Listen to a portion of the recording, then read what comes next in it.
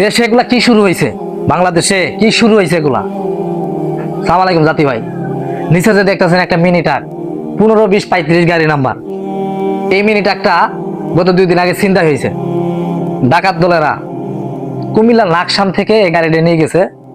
Driver হেল্পারকে কুমিল্লার লাকসাম থেকে উদ্ধার করা হয়েছে, কিন্তু ড্রাইভার হেল্পার তাদের অবস্থা খুব খারাপ ছিল। তাদেরকে কোষ্ঠী দিয়ে পেঁচিয়ে হাত পাও বডি মুখ কোষ্ঠী দিয়ে দুজনকে পেঁচিয়ে ধান খেতে ফেলাই দিছে। কি বলছি শুনতেছেন তো? ধান খেতে ফেলাই দিছে, কিন্তু তাদেরকে মারে নাই। আল্লাহ তাদেরকে বাঁচায় রাখছে। ডাকাত একটা কাজ ভালো করছে, তাদেরকে মারে নাই।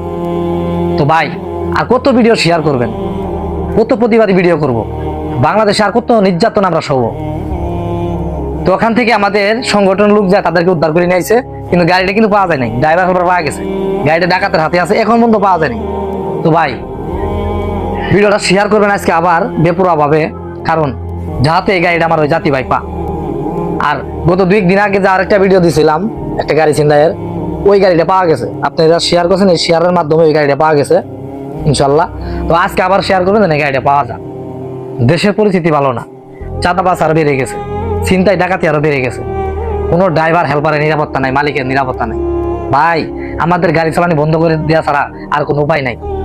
আমরা একটাবার গাড়ি চালানি বন্ধ করে দিব সারা বাংলাদেশে, টানা 1 মাস, তাইলেই বোঝা যাবে ড্রাইভারদের কতটুকু ভূমিকা দায়িত্ব দেশের প্রতি আছে। তখন মানুষ টের পাবে, সাধারণ মানুষ বুঝবে।